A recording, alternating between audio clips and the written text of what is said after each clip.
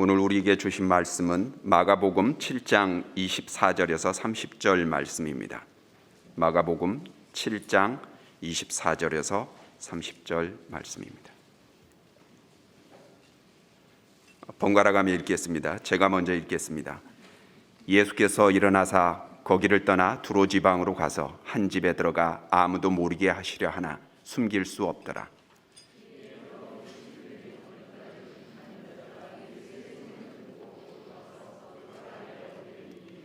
그 여자는 헬라인이요 수로보니게 족속이라 자기 딸에게서 귀신 쫓아내 주시기를 간구하거늘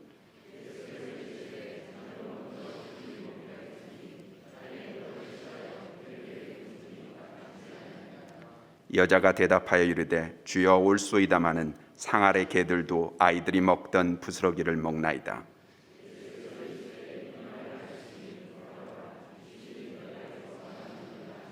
같이 읽겠습니다.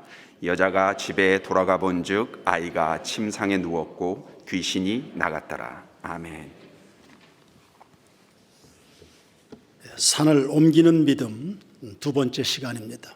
새벽 부흥회까지 포함하면 7번째 시간이 되네요. 그러나 두 번이 됐든 10번이 됐든 중요한 것은 한 번의 말씀에도 아멘하여 산을 바다에 던지는 그 축복이 중요할 겁니다. 헬라 여인의 이야기입니다. 하나님의 언약에서 외인이었습니다. 이방인입니다. 그러나 당연한 것이지만 구원받는 데는 국경이 없습니다. 신분도 지위도 연령도 성별도 인종의 차이를 두지 않습니다. 차별은 하나님 앞에서 심각한 죄입니다. 중요한 것은 누구나 갖게 될 믿음입니다. 예수 믿는 믿음이 산을 옮기지 않습니까?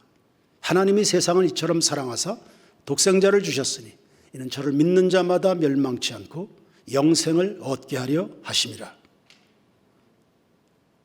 멸망도 옮겨버리는 그 믿음입니다. 그 믿음이 예수 안에 있습니다. 그러므로 늘 매일매일 눈을 뜨면 오늘 하루도 믿음으로 살아야지. 우리의 가정은 믿음의 반석 위에 서 있는 것인가를 살피는 겸허함이 필요합니다.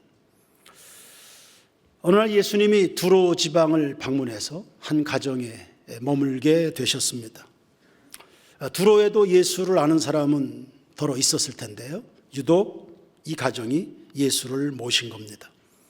그 집주인이 누군지는 모르겠습니다. 그러나 이 가정은 굉장한 복을 받았습니다. 다윗 시절에 법궤 옮기다가 큰 사고가 일어난 적이 있습니다. 그래서 그 소문을 들은 그 주변 사방에 하나님에 대한 두려움이 퍼져가는 그 시점에 오벳 에돔이라는 사람이 그 법궤를 집으로 모십니다. 그리고 법궤가 머무는 3개월 동안 그 집이 많은 복을 받았지요. 참 갈급함으로 외로움으로 고통 속에 마음고생 몸고생 많았던 삭개오가 예수님을 집으로 모십니다. 삭개오야, 내가 오늘 네 집에 머물러야 되겠다. 그러더니 그 가정 전체가 다 구원을 받았습니다. 할렐루야. 예수 모시는 그 인생이 어디에도 비교할 수 없는 큰 축복이자 특권이 됩니다. 세상에는 뼈대 있는 가문이라 의시되는 경우들이 있죠. 그러나 그들에게서 예수님이 느껴지지 않으면 그거 하나도 부럽지 않습니다. 케네디 가문을 보십시오. 정치력이나 경제력 어디에도 빠지지 않는 그런 가문입니다. 그러나 그 형제들 대부분이 비명에 쓰러져 갔습니다. 자살해서 죽고 병들어 죽고 암살당해서 죽고 사건 사고로 죽고 그 가문에서 만들어진 그 스캔들을 보십시오. 온갖 추문에 다 쌓이고. 글쎄요, 우리는 뭘 부러워하고 사는 걸까요? 고린도후서 4장 7절에 우리가 질그릇의 보배를 가졌으니 사방으로 우겨쌈을 당해도 쌓이지 않는다 했습니다. 우리는 다 그릇입니다. 그릇은 무엇으로 만들었는가 소재 중요하지만 그 그릇에 무엇을 담는가는 더 중요합니다. 아무리 고급진 재료로 그릇을 만들었어도 거기에 휴지 조각 던져버리면 쓰레기통 되는 겁니다. 아무리 잘 만드는 그런 정원도 그거 가꾸지 않으면 다 잡초밭 되는 거 아닙니까?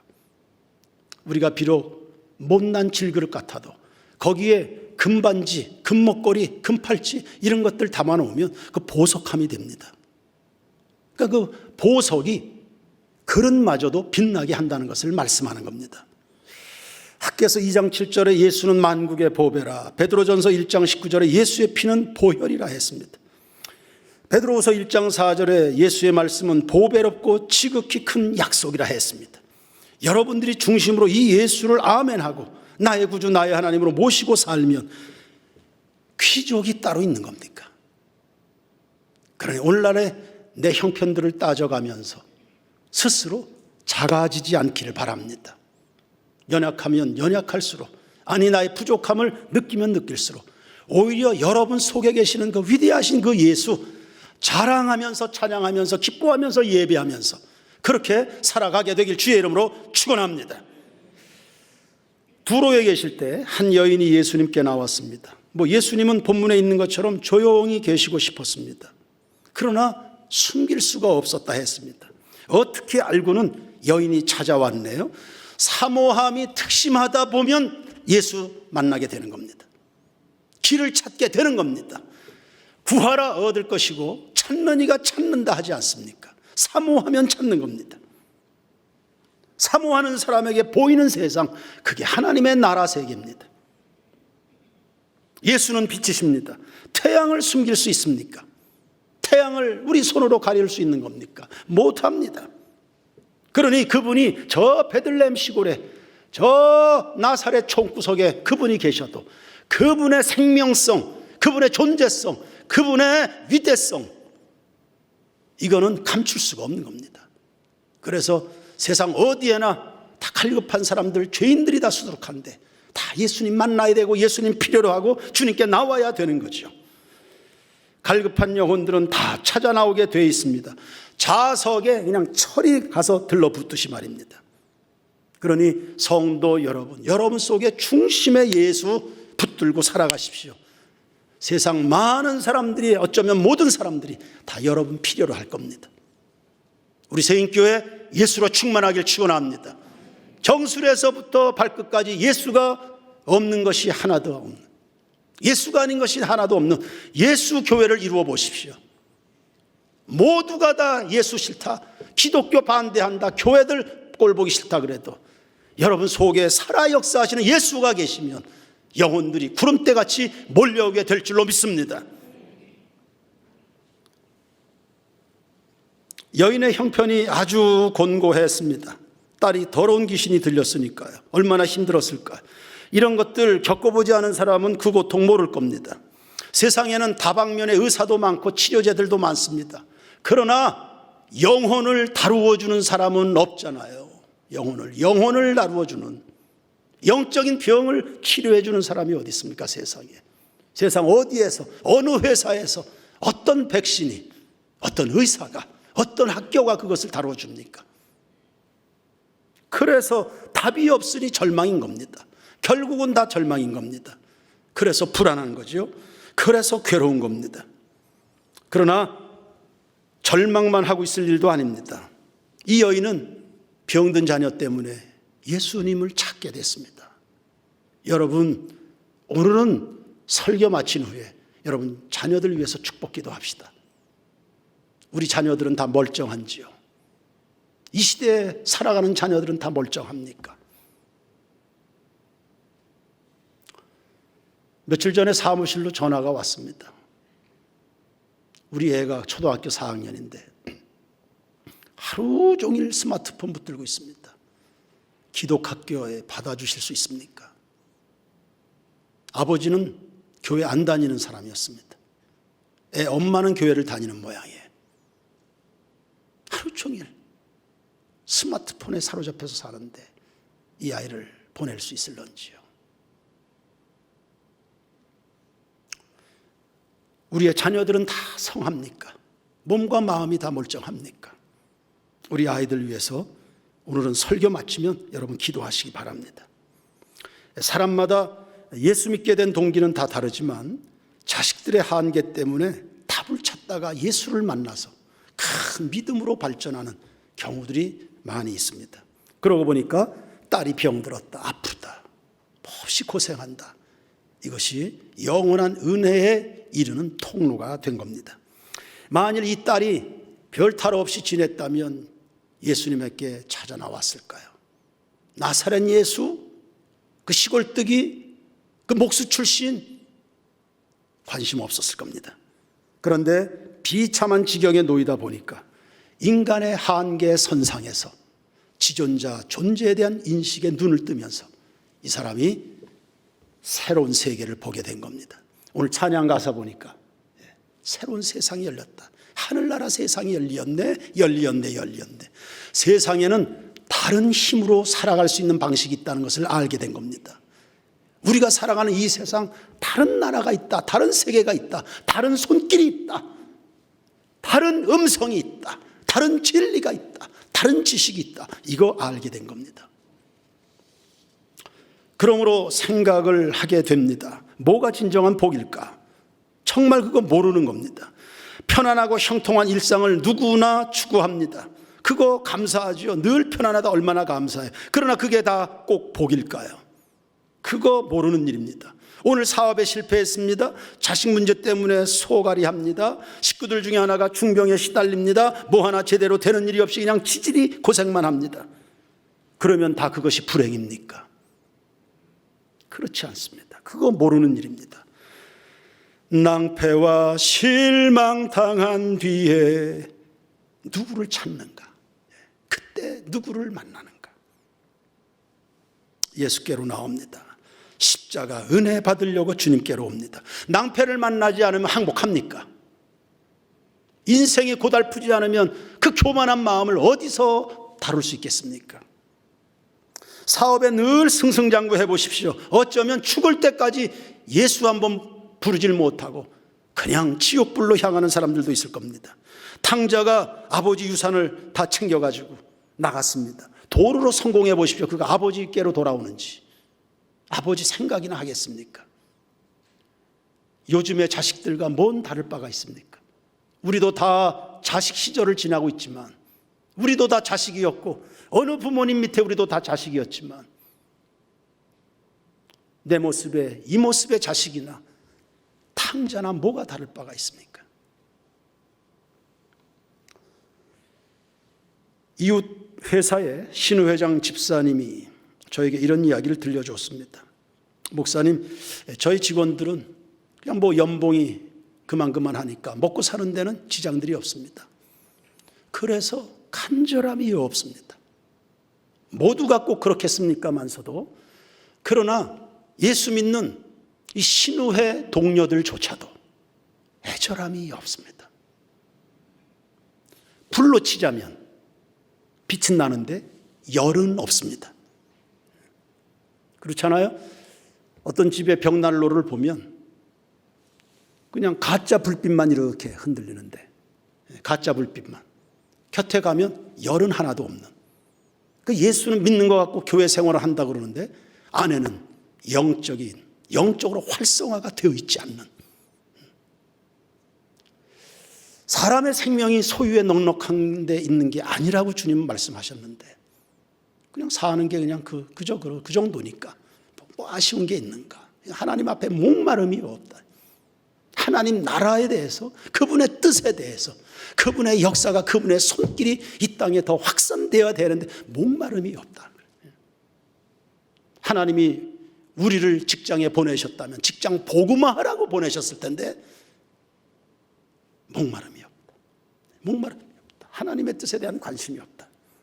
그러니 목사님, 이 활성화되어 있지 않은, 살았다는 이름은 가졌지만 실상은 죽은 자로 살아가는 이 시대에 그리스도인들, 직장 크리스찬 동료들, 직장의 신우회원들, 목사님 기도해 주십시오.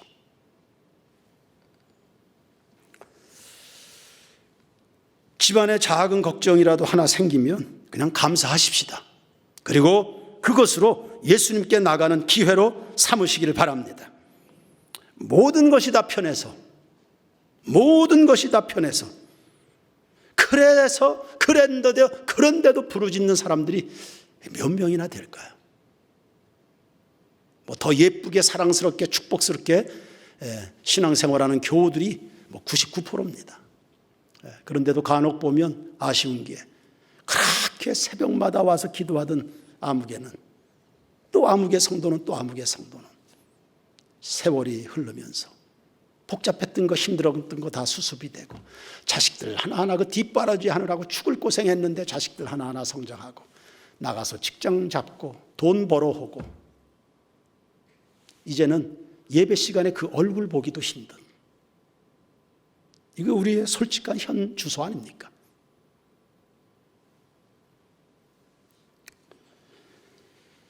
정말 매달리고 작정해서 기도하고 사자같이 부르짖는 사람들은 일이 터진 사람들입니다.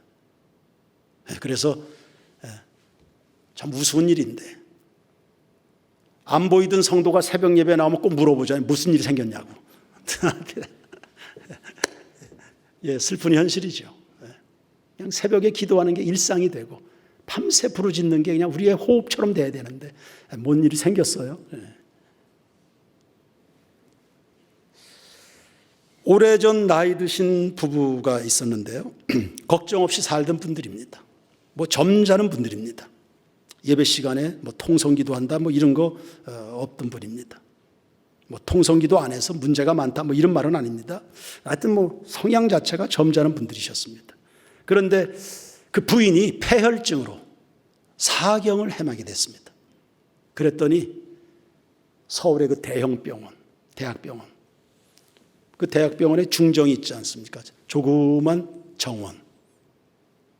그 사람들 다니는데 거기서 쫙 부르짖더라고 그 양반이. 그 연세 지극한 분이 그 병원에서 사람들 그런 거 시선 아랑곳하지 않아요. 그러니까 절박하니까 터져 나오는 겁니다. 절박하니까. 그 부인 집사님은 잘 치료돼서 퇴원을 하셨죠. 예, 오늘 우리들에게 고난이 왔다, 걱정이 생겼다, 자식들에게 원치 않는 일이 왔다. 여러분 낙심하지 마십시오. 하나님이 버리신 거 아니거든요. 하나님이 여러분을 떠나신 것도 아닙니다. 하나님이 여러분을 사랑하지 않는 것도 아니고 여러분에게 뭐가 필요한지 모르시는 것도 아닙니다. 뭔가 일이 생겼습니까? 그 일이 필요한 겁니다. 아멘 하시기 바랍니다. 그 일이 필요한 겁니다. 너희가 악한 자라도 자식에겐 다 좋은 걸 줄 줄 아는데 모든 것이 하나님의 섭리의 손안에 있음을 믿으시길 바랍니다. 조지 워싱턴이 그 독립전쟁 할 때 어느 한 그 비중 있는 전투에서 완패를 당했습니다. 그랬더니 참모 하나가 위로하느라고 장군 얼마나 힘드십니까? 얼마나 마음이 어려우십니까? 그랬더니 아니 나는 실패를 해도 하나님의 손안에 있고 내가 승리를 했어도 하나님의 손안에 있어. 평안을 잃어버리지 않습니다. 여러분 이런 워싱턴이 꿈을 이루게 되는 거고요.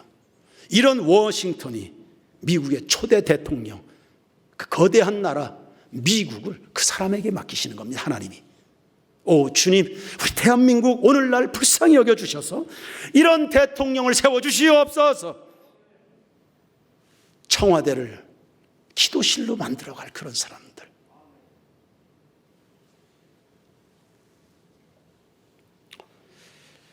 로마서 8장 28절입니다.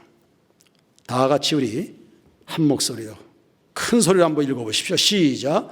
우리가 알거니와 하나님을 사랑하는 자 곧 그의 뜻대로 부르심을 입은 자들에게는 모든 것이 합력하여 선을 이루느니라. 아멘.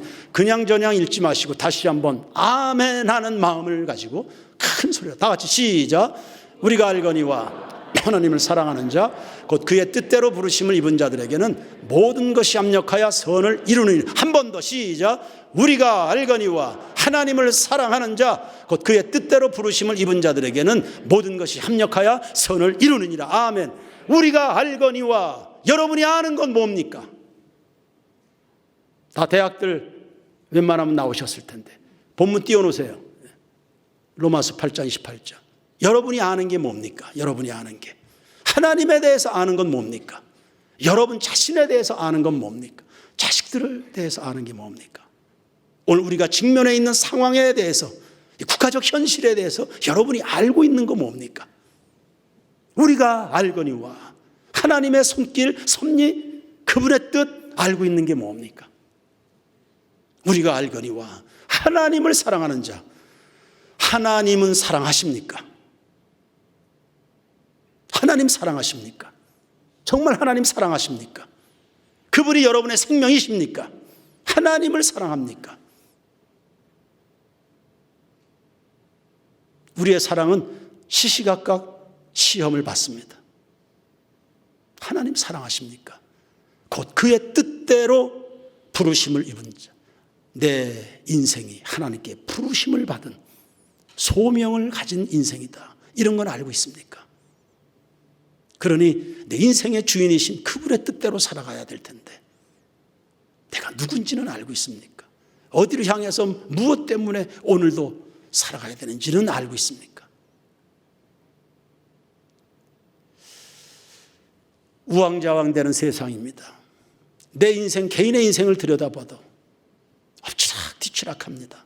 그런데 이 모든 것들이 합력하여 선을 이루게 되리라는 이 사실, 하나님의 성실하심 때문에 이런 것들을 알고 있습니까? 우리가 알거니와 알아야지 실수하지 않죠. 알아야지 넘어지지 않습니다. 그러니 시절이 좋으신가요? 그러면 겸손하게 믿음 생활 더 잘하십시오. 그리고 어려움이 생기면 하나님의 뜻이지, 하나님의 뜻이 있지 아멘 하셔서 소망의 끈을 잃어버리지 않게 되길 바랍니다. 어려우신가요? 반드시 예수님께로 나오시기를 바랍니다. 환난을 기회로 만든다, 위기는 기회다, 그냥 되는 거 아닙니다. 환난과 기회, 실패와 성공, 그 사이에는 반드시 예수가 계셔야 됩니다. 그 예수님이 게임 체인저시세요. 한순간에 상황을 바꿔낼 수 있는 분, 그분이 예수님이시거든요. 그래서 환난을 기회로 만든다, 산을 옮긴다, 그냥 되는 게 아니라 그 과정에 중간 지점에 반드시 예수가 계셔야 돼요. 고난도 예수님이, 형통도 예수님이 다 붙들고 계시거든요. 그 중간에 예수님이 계시고 간절한 기도가 필요하죠. 누구보다 목마름으로, 누구보다 은혜 누리고 싶으면, 누구보다 복된 인생을 살고 싶으면 누구보다 간절하셔라, 누구보다 예수를 사랑하셔야 된다, 누구보다 목마름으로 하나님을 향해야 된다. 25절을 보시면 여인이 예수님의 소문을 듣고 곧 와서, 망설임이 없었다는 거예요. 그 발 아래 엎드렸다 그랬어요. 경배하는 태도입니다. 다 성공하는 예배자들이 되길 축복합니다. 그 여인 행동 하나하나에 다 믿음이 담겨 있습니다. 당시의 여성은 이류 인간으로 취급이 됐습니다. 유대인 남자들은 아침에 눈을 뜨면 세 가지를 감사했답니다. 유대인으로 태어난 것 감사, 여자가 아닌 것이 감사, 노예가 아니라 자유인의 신분으로 살아가는 것 감사 등등입니다. 그러니 당대 이런 시대적 분위기에 비추어 봤을 때 본문의 여인은 아주 열등한 조건을 가지고 있는 겁니다. 아주 열등한 조건. 웬만한 사람들은 열등한 조건에 그냥 사로잡힙니다.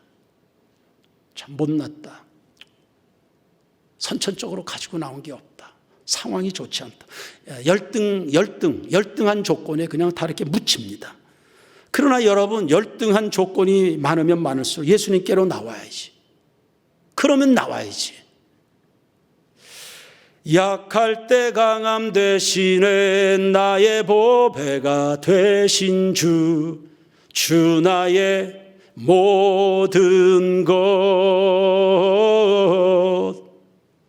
바울은 약한 것을 약한 것으로 보지 않았습니다. 약할 때 강함이 되신다, 난 약함을 자랑한다, 그 약함 때문에 예수님을 알게 됐다, 예수님 사랑하게 됐다, 남들이 경험하지 못한 하나님의 위대한 능력을 보게 됐다. 약할 때 강함 되신다, 약할 때 강함 되신다. 그것이 바울의 신앙적 신념이었습니다. 그리고 정말 강한 인생을 살았습니다. 그러니 세인교회 성도 여러분, 열등하다고 거기에 사로잡혀서 그렇게 인생을 살 거 없습니다. 예수님께로 나오시길 주의 이름으로 축원합니다. 인생의 불리한 조건이 하나님 앞에서도 신앙적으로도 다 불리한 거 아닙니다. 먼저 된 자가 나중되고 나중된 자가 먼저 된다는데요. 하나님 앞에는 열등함의 존재는 없습니다. 하나님 앞에는요 열등함 그런 거 없습니다. 이제 교회 직분을 세우다 보면 더러 이렇게 시험 드는 분들이 있습니다. 나이도 내가 많은데 교회도 먼저 왔는데 근데 뭘 어쩌라고요? 뭐가 문제입니까? 하나님이 말씀하시기를 먼저 된 자가 나중되고 나중된 자가 먼저 된다는데 뭐가 문제입니까? 하나님이 외모로 사람을 취하십니까? 직업으로 평가하십니까? 나이로 평가합니까? 외모로? 뭘로? 학식으로 평가하십니까? 뭘로 평가하십니까? 하나님이 보시는 기준이 있는데요.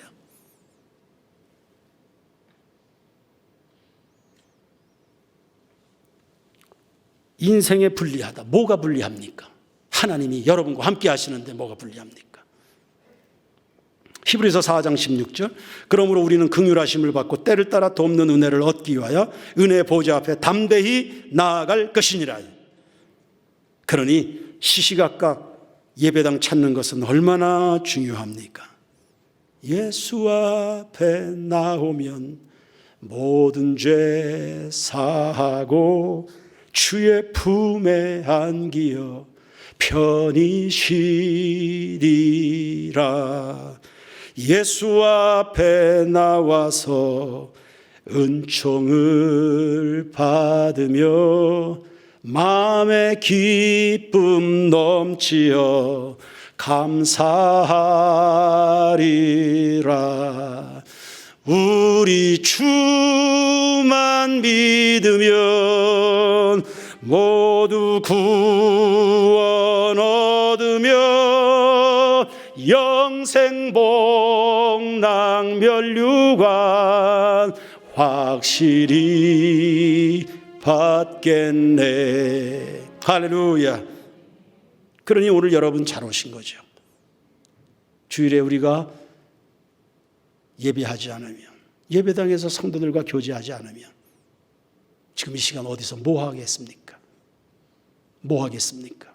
주일날 하나님 앞에 우리가 만나지 않으면 어디서 제각각 뭘 할까요? 어떤 데 시간을 쓰겠습니까? 은혜 받는 일에는 시험거리가 꼭 있습니다. 그래서 넘어가셔야 됩니다. 요단강이 있으면 건너고 여리고가 있으면 정복하는 겁니다. 예수님께서도 여인을 시험하셨습니다. 마귀가 시험하는 것은 우리를 넘어뜨리고 죽이고 빼앗고 도적질하려고요. 그러나 예수님이 시험하시는 것은 믿음의 순수성을 다지고 또 다지는 겁니다. 석탄을 누르고 그러면 다이아몬드가 된다 하지 않습니까? 여인은 지금 살고 싶어서 나왔습니다. 그런데 예수님은 아주 심한 면박을 주시네요. 27절에 보시면 자녀들의 떡을 개에게 주는 법은 없다 그랬습니다. 자녀들은 그거 유대인을 말하는 것이고요. 개는 당시에 그 외국인들을 이렇게 낮춰서 부르는 말이었습니다. 자녀들의 떡을 개에게 주지. 요즘 시대에 이런 용어를 사용했다면 큰일 납니다. 이건 뭐 인권 침해에다가 뭐 인종 차별에다가 언어 폭력에다 그래서 당장 고발당할. 예수님이 여인을 향해서 편견을 갖고 계신가? 아니면 외국인 노동자들에 대해서 예수님이 편견을 갖고 계신가? 이런 오해를 살 수 있지 않습니까? 그런데 여인은 그런 것에 전혀 영향받지 않습니다. 이 대목을 잘 한번 묵상을 해보시죠. 이 구절도 이 대목을 잘 통과하시면 좋아요. 저도 이 부분에서 자유롭지 않은데 사람들이 평소에는 이렇게 겸손한 듯 보입니다. 그래서 말들도 겸손하게 합니다. 저는 부족합니다. 그냥 제가 은혜로 사는 거죠. 저 할 줄 아는 게 없어요. 이제 말들을 이렇게 합니다. 다 하나님 먼저죠. 다 그렇게 말을 합니다. 그렇게 말하는 사람한테 정말 맞아, 당신이 뭐 별 수 있어? 이러면 안색이 달라지는 거예요. 아니, 자기가 부족하다잖아요. 본인이 그렇게 말했죠. 하나 은혜로 산다고. 자기는 뭐 그렇게 부족한 사람이라고. 그래서 그래요, 뭐 당신이 뭐 별 수 있어요. 이러면 본색이 다 드러납니다. 겸손을 가장한 거죠. 예수님이 지금 이 여인과 그 과정을 밟아 나가는 겁니다. 사람들이 여러분을 뭐 무시한 듯 할 수 있습니다. 누군가 여러분을 무시하면 그럼 무시당하는 겁니까? 누군가 여러분을 무시했어요. 그럼 그 무시당하는 겁니까? 아니에요. 스스로 무시당하는 것 뿐입니다. 사람이 여러분을 무시한다고 해서 그게 무슨 힘이 있습니까? 그게 무슨 영향이 있습니까? 스스로 무시당하는 거거든요. 자녀들의 떡을 취해서 개에게 주는 건 마땅하지 않다. 그랬더니 이 여인은 전혀 그런 데 영향받지 않습니다. 28절에 이렇게 대답합니다. 옳소이다. 당신 말씀 다 맞습니다. 그런데 개들도 주인의 상에서 떨어지는 애들이 먹다가 흘린 부스러기 그것으로 먹고 삽니다. 이런 뜻입니다. 맞습니다. 주여, 제 주제에 떡덩이를 구하는 거 아닙니다. 제 주제에 무슨 최고의 자리 그런 거 구하는 거 아닙니다. 그냥 부스러기만이라도 주시면 족하겠습니다. 당신 말씀하신 대로 자녀들에게 먼저 다 챙겨주십시오. 따뜻한 걸로 먹이시고 입히시고 그렇게 하십시오. 나중에 식은 국물이라도 그냥 그거 한 사발이라도 있으면 전 그것으로 살겠습니다. 그러니 저를 한 번만 바라봐 주십시오. 이런 마음입니다. 이런 마음입니다. 이런 뉘앙스의 만남입니다. 예수님이 그 말에 크게 흡족하셨습니다. 네가 이 말을 하였으니 여러분의 말에 믿음이 담겨 있는 겁니다. 네가 이 말을 하였으니 네가 그 얼굴 표정이니 네 표정을 보니 네 눈빛을 보니 네 한마디 한마디를 보니 정말 믿음 있는 사람이구나. 평안히 돌아가라. 네 딸이 고침을 받았느니라. 할렐루야. 진정한 믿음은 지속적이죠. 포기하는 법이 없습니다. 그래서 구하라, 찾으라, 두드리라. 지속적인 기도를 가르치시는 겁니다. 확신을 가지고 물러서지 말고 포기함이 없는 기도를 가르치신 겁니다. 기도는 일회용 자판기가 아닙니다. 한 번 두드려서 열리면 믿고 아니면 쌩하고 돌아서는 그런 거 믿음 아닙니다. 하나님을 믿되 성도 여러분 계속 믿으시길 바랍니다. 엘리야는 하늘에서 비가 오기를 기도하는데요, 무려 7번이나 매달립니다. 안 주신다는 거를 지금 생떼 쓰는 거 아닙니다. 내가 언제 비 준다 그랬냐? 아니에요. 엘리야는 하나님이 먼저 말씀하셨거든요. 3년 6개월에 하나님의 때가 차면서 내가 이제 이스라엘에 비를 줄게. 이 모든 가난과 저주 풀어줄게. 하나님이 먼저 말씀하셨습니다. 그래서 그 말씀을 붙들고 갈멜산에 올라가서 기도하는 겁니다. 근데 한 번에 안 떨어졌습니다.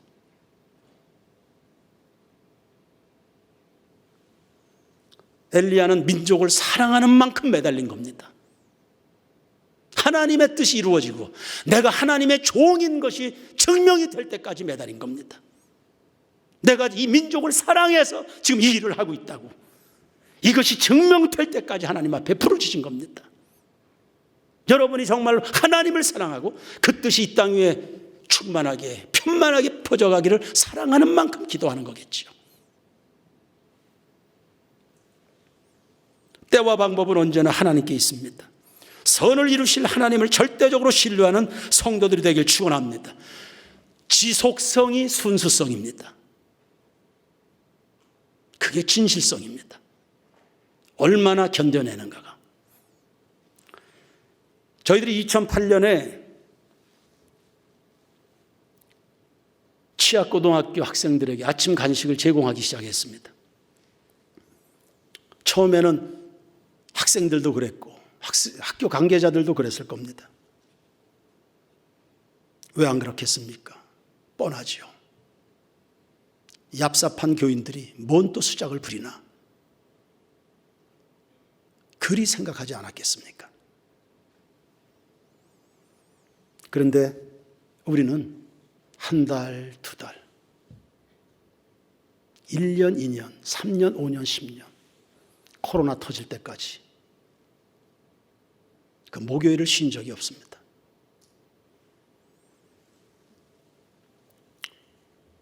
순수성, 진실성을 인정받아가는 과정입니다. 그때 하늘의 길이 열리는 거죠. 산을 옮기고 싶으면 시험을 넘어가야 됩니다. 야고보서 1장 12절에 시험을 참는 자는 복이 있나니 이는 시련을 견디어낸 자가 주께서 자기를 사랑하는 자들에게 약속하신 생명의 멸류관을 얻을 것이기 때문이라. 누가복음 9장 62절에 예수께서 이르시되 손에 쟁기를 잡고 뒤를 돌아보는 자는 하나님 나라에 합당하지 아니하다. 히브리서 10장 38절과 39절은 다 같이 읽습니다. 시작. 나의 의는 믿음으로 말미암아 살리라. 또한 뒤로 물러가면 내 마음이 그를 기뻐하지 아니하리라. 우리는 뒤로 물러가 멸망할 자가 아니요 오직 영혼을 구원함에 이르는 믿음을 가진 자니라. 아멘. 전성을 향해 가는 성도들아 앞길의 장애를 두려 말아라. 뒤돌아보지 마십시오. 손에 든 검 하나님 나라에 방도할 때까지 꽂지 마시기 바랍니다. 롯의 아내는 뒤를 돌아다보네요. 광야의 백성들도 시시때때마다 조금만 시험이 오면 자꾸 뒤를 돌아다보는 거. 다 좋은 믿음이 아니었고 광야에서 인생이 다 끝났습니다. 예수님이 여인과 대화 중에 이 단어 먼저라는 단어를 썼습니다. 먼저. 하나님의 시간표가 있다는 것을 말하는 겁니다. 예수님은 이방인에게 은혜 주지 않는다. 여인들은 돌아보지 않는다. 초신자라고 무시하고 애들이라고 박대하지 않는다. 시간표가 있을 뿐이다. 시간표가. 하나님의 시간표가 있을 뿐이다. 그러므로 설교를 마무리하면서 중요한 것 두 가지 여러분에게 말씀합니다. 첫 번째, 하나님의 응답은 반드시 있습니다. 때가 이름에 피곤하지 아니하면 이루어 주시리라. 두 번째, 여인은 부스러기라도 구했습니다. 하나님은 부스러기를 주신 게 아니라 엄청난 은혜를 주셨습니다. 하나님은 그런 분이십니다. 성도 여러분, 하나님은 언제나 우리에게 최고의 것을 주신다는 사실 기억하시기를 바랍니다. 귀신 들린 딸이 고침받았습니다. 귀신에 잡혔는데 고침받은 겁니다. 요즘은 중독의 시대입니다. 웬만하면 중독되지 않은 사람이 없습니다. 하다못해 커피에도 중독되어 있잖아요. 중독되지 않은 섹스에 중독되고 돈에 중독되고 정치도 중독이라고 하더군요. 정치하는 것도. 그렇게 욕을 먹는데도 국민이 원한다고 그 중독 환자 아닙니까? 게임에 중독되고 스마트폰에 중독되고 술에 중독되고 귀신에 중독된 딸도 고침을 받았습니다. 여러분 포기하지 말고 낙심하지 마시고 뒤로 물러가 침륜에 빠지지 마시고 구하야 주의 은혜를 누리시길 축원합니다.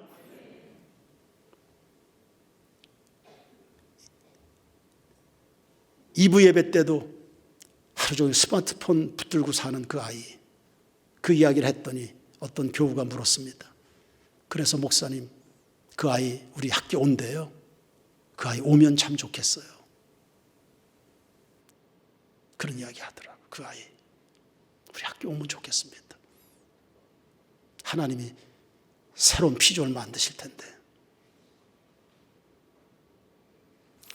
또 여호와를 기뻐하라. 저가 네 마음의 소원을 이루어 주시리로다. 여러분 하나님의 신실하심을 포기하지 마십시오. 하나님의 성실하심을 식물로 삼으라 했습니다. 고난이 곧 불행은 아닙니다. 기회로 바꾸십시오. 바꾸는 힘은 믿음입니다. 예수님께 나가는 믿음입니다. 우리가 알거니와 돌아서지 않는 믿음입니다. 산을 옮겨주실 줄로 믿고 2022년에 새 역사를 써내려가는 우리의 나날의 인생 되기를 주님의 이름으로 축원합니다. 축원합니다.